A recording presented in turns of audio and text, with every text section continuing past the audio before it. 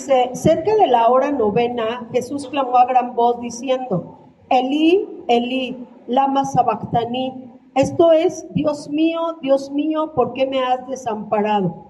Pero también me dieron la referencia de Marcos 15:34, y dice, a la hora novena Jesús clamó a gran voz diciendo, Eloí, Eloí, lama sabactani, que traducido es, Dios mío, ¿por qué me has desamparado? Si le avanzamos, nos regresamos tantito, hijo. No sé si la visualicen bien, hermanos, pero hay una película que a mí me estremece y no puedo verla así nada más como si viera otra película cualquiera, La Pasión de Cristo. Y muchos pastores de talla internacional, entre ellos todavía Billy Graham dio su opinión. Decía que esto es lo más verídico con base a la palabra, hermanos.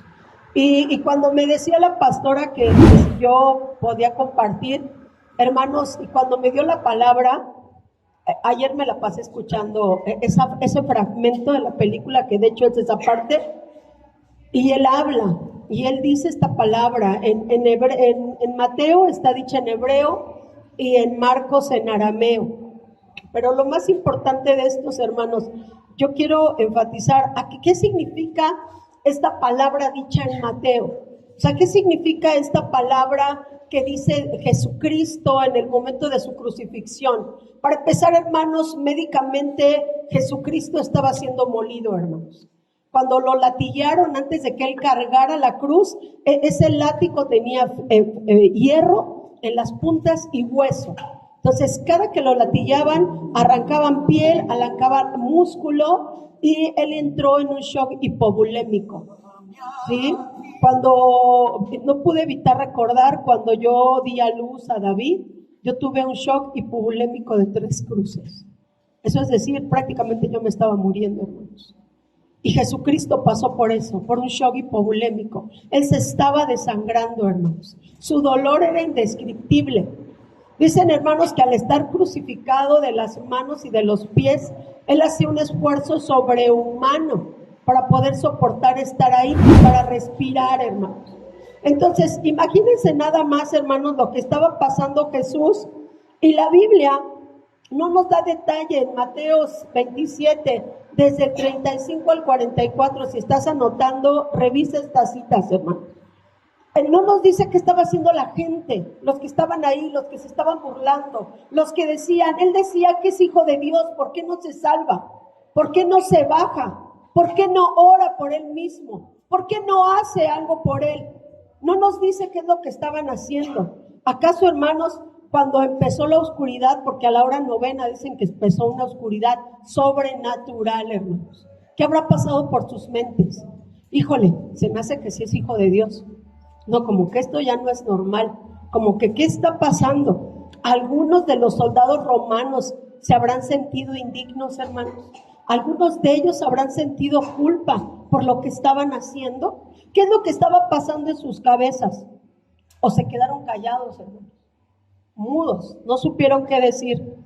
Dice que la Biblia, hermanos, no nos dice con certeza ningún detalle en estos pasajes, no nos dice más de lo que pasó.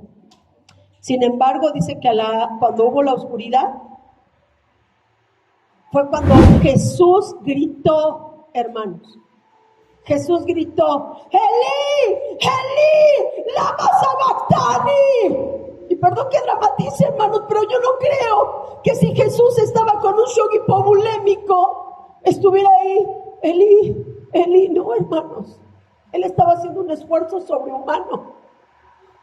Jesús se sintió solo. Jesús es hijo de Dios, pero estaba siendo crucificado. Y aquí nos llevan a una reflexión sobre la Trinidad. Y en ninguna parte de la Biblia vamos a encontrar Dios Padre, Dios Hijo, Dios Espíritu Santo. Está implícito, hermanos. Tenemos Dios Padre, Dios Hijo y Dios Espíritu Santo. Y el Salvador estaba siendo crucificado por ti y por mí, hermanos.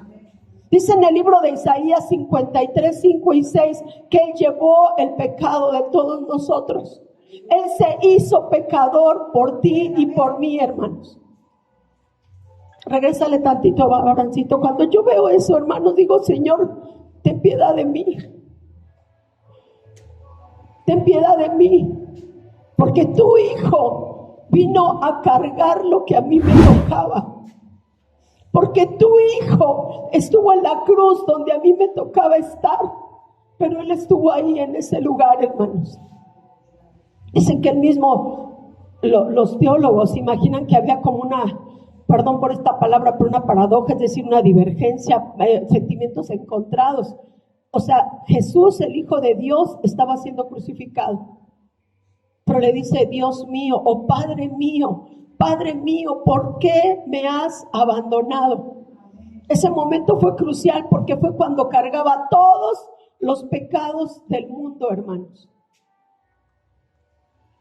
Imagínense lo que hizo el Padre al ver a su Hijo inmundo, hermanos. Él no era inmundo, se hizo inmundo por amor a ti y por amor a mí.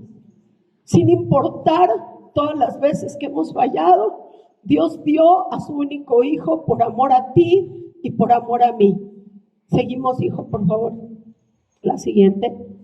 Yo encuentro cinco puntos prácticos, hermanos, que podemos retomar de esto. Número 1, debemos valorar este regalo tan grande, la salvación. A ti y a mí no nos está costando nada, hermanos, solamente creer.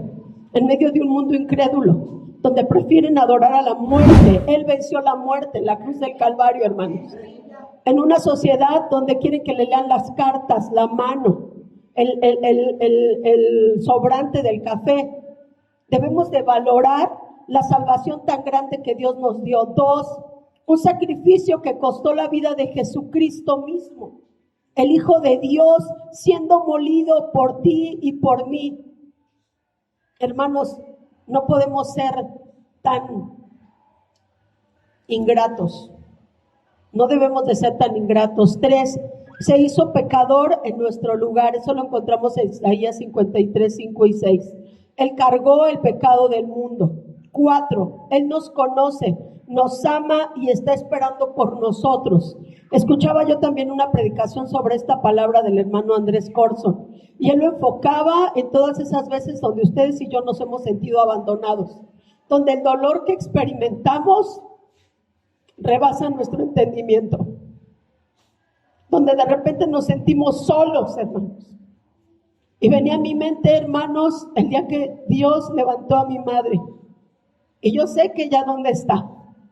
Pero yo no olvido ese momento, hermanos, porque sentí una desesperanza horrible. Y esa desesperanza la sintió Jesús. Por eso le gritó, Padre, ¿por qué me has abandonado? Y un día antes, ¿cómo estaba, hermano? Estaba danzando. No sé cuántos han visto de Chosen, cuando él danza en las bodas de Canaán. Jesús estaba danzando, no, hermanos. Dice que su alma estaba triste hasta la muerte y dice que sudó lágrimas como si fueran gotas de sangre. Y médicamente eso puede pasar a causa del estrés, hermanos. Entonces nuestro Salvador la estaba pasando mal, hermanos. O sea, a veces nosotros menospreciamos esa salvación tan grande, pero Él nos sigue conociendo y Él nos está esperando. Y la última, vivamos día a día en su voluntad, mientras aún hay tiempo. ¿Qué nos dice Isaías 55, del 6 al 8? Que busquemos a Jehová mientras puede ser hallado, que le llamemos en tanto que Él está cercano, hermanos. Y sabemos que el tiempo es corto. El tiempo es corto, hermanos. Y cuando yo leí esto de la oscuridad, se están diciendo muchas cosas de la oscuridad que va a venir en unos días. Y la sociedad está con miedo. Pero eso pasó cuando Jesucristo murió, hermanos. Y desafortunadamente muchos siguen esperando al Mesías. Cuando el Mesías ya vino y dio su vida por amor a ti, por amor a mí. La última, hijo, por favor, la que sigue. Con esto termino, hermanos. Que Dios les bendiga y Jesús viene pronto. No menospreciemos una salvación tan grande. Gracias.